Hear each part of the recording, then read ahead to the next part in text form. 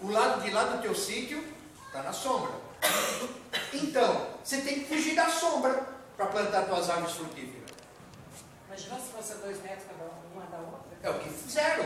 Muita gente deu errado 20 anos para cá, que plantaram as árvores frutíferas 2 metros uma da outra. Foi um maior desastre. Então, simplificando, eu sempre gosto de falar assim, digamos que você tem um terreno pequeno, 200 metros quadrados, que é um bom terreno, tamanho disso aqui, ó, dá um pomar legalzinho. Então, o que você faria? Você quer ter frutas diversificadas? Ótimo. Pela lógica, nesse terreno não comporta 5 ou 10 pés de jaca. Comporta?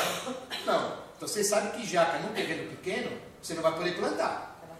Ela vai tomar espaço de 5 pés de laranja. Então numa quadra pequena dessa, que parece pequeno, mas não é, você primeiro tem que conhecer qual é o espaço que cada árvore frutífera quer para crescer. Cada árvore frutífera tem seu espaço que ela pede. Isso tem em literatura. Por exemplo, figo roxo, aquele figo roxo, chama roxo de Valinhos, na plantação do figo roxo, enfileirado, uma planta da outra não passa de 2 metros, 2,20 metros, uma planta da outra. É um bom espaçamento. Pés de laranja, em geral, ou mexerica, um pé do outro, de distância, 4,5 metros. É o padrão mundial.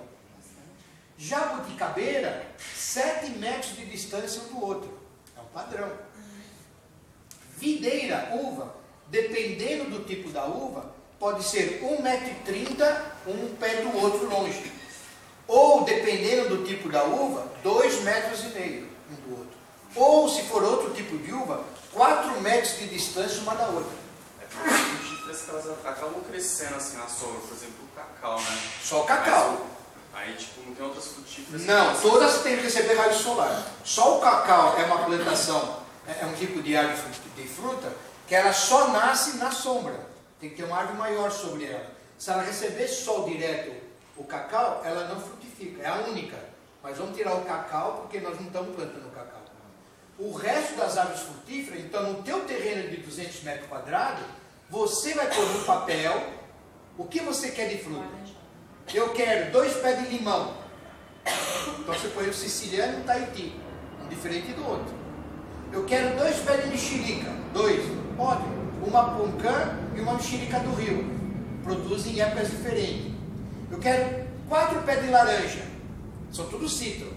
Ótimo. Você põe uma laranja lima, uma lima da Pérsia, uma laranja pera e uma laranja Bahia. Diversificou.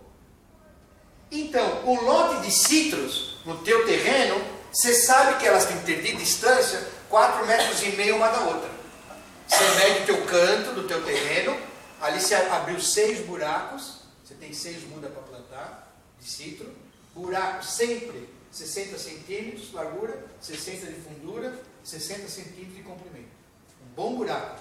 Essa terra toda você tirou para fora. Como é que se planta? No fundo desse buraco, você joga uma lata de esterco de animal, qualquer animal, curtido, uma lata de 18 litros, que equivale a 7 quilos. No fundo do buraco, joga lá, pufa. Aquela terra que você tirou para fora, você vai colocar, obrigatório, está aqui, 1 quilo de calcário naquela terra que você tirou. Para quem consegue, aqui tem torta de mamona, é um produto, nós vamos falar sobre ele. Torta de mamona é um grande matéria orgânica. Você coloca então, nessa terra que está fora, 1 quilo de calcário, 1 quilo de torta de mamona, naquela terra que você tirou para fora. Mistura com a enxada, aquela terra toda. O esterco do animal está no fundo, jogou lá. Aí você vai plantar muda. Depois que você misturou aquela terra, pode deixar o buraco aberto 1 semana. É bom entrar sol e sereno no buraco aberto, no início de tudo. Não precisa abrir o buraco hoje e plantar amanhã, não se faz isso. Se deixa 1 semana ou 10 dias, buraco aberto e aquela terra misturada com o calcário, lá fora, o calcário e torta de mamona, 1 quilo de cada um. Mistura e deixa lá, fora da terra, fora do buraco. O esterco está dentro do buraco e está lá embaixo. Vocês vão entender o porquê. Você vai plantar tuas mudas, tuas laranjeiras. Tuas mudas já estão lá, bonitinha e tal. Então você já abriu o buraco faz 10 dias, já está pré-adubado. Você vai pegar aquela terra que está lá fora, 80% dele, 80% vai para dentro do buraco. Puxa para a enxada. A terra está fofa. Já está misturado calcário e torta de mamona. Aí, quando falta 1,5 palmo para o buraco fechar, é quando você vai pôr a muda no buraco. 1,5 palmo faltando, você põe a muda lá. Tira o saquinho do plástico, põe a muda lá. O adubo ficou lá embaixo. O esterco está lá embaixo, esquece o esterco. Aquela terra que você já preparou com torta de mamona e calcário, excepcional, está vindo naquela terra que você já está colocando dentro do buraco.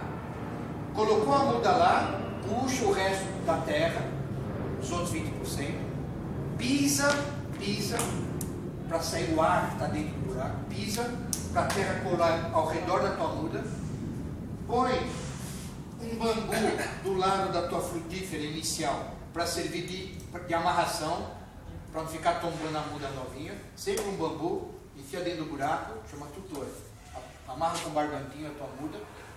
Na hora que você acabou de plantar, pisou, um balde de água na hora do plantio, uma boa regada. Então esse é o básico de qualquer muda que é plantada no planeta. Por que do esterco lá embaixo? Essa terra que foi colocada no buraco, a muda já na primeira, segunda semana, como você está regando uma vez por semana, após o plantio, uma vez por semana, um balde de água, uma vez por semana. Isso é obrigatório, para a muda acordar. Ela já tem nutrição na terra. Não há necessidade. Nós vamos falar sobre isso já. Por que o esterco do animal curtido vai no fundo? Que as raízes começam a crescer da muda. Ela tem já terra fofa, mas está crescendo. Primeiro mês, segundo mês, o quarto mês. No sexto mês, mais ou menos, a raiz ponteira chegou no esterco. É quando a tua muda dá um baita de um salto na parte aérea, que ela vai encontrar matéria orgânica lá embaixo do chão depois de 6 meses plantado. Aí o teu pomar começa a ficar doido, começa a sair brotação. O teu pomar vem igual de fortificação. Então, um buraco bem aberto, com mínimo de nutrição, o teu pomar começa a brotar depois de 6 meses, a parte aérea, chama copa, começa a dar brotações doidas. Por quê? Porque encontrou uma lata de esterco lá embaixo no fundo. Aí o teu pomar começa a crescer igual, nutrido. Muito se erra quando faz um buraquinho desse tamanho, dessa profundidade, e põe uma muda lá.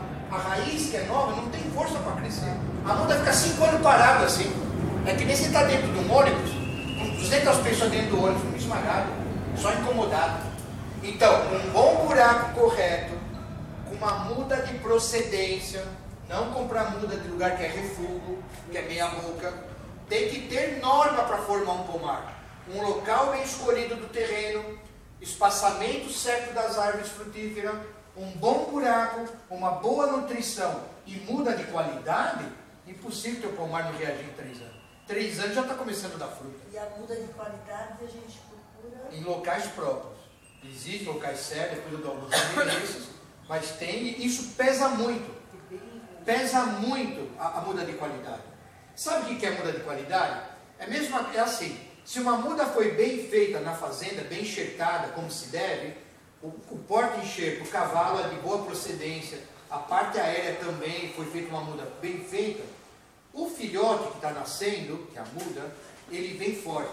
Você pega um ser humano, digamos que um pai e uma mãe, digamos que o pai tem algum problema genético, um problema qualquer genético, de família, o filho não vem com o mesmo problema? Planta de má procedência é a mesma coisa.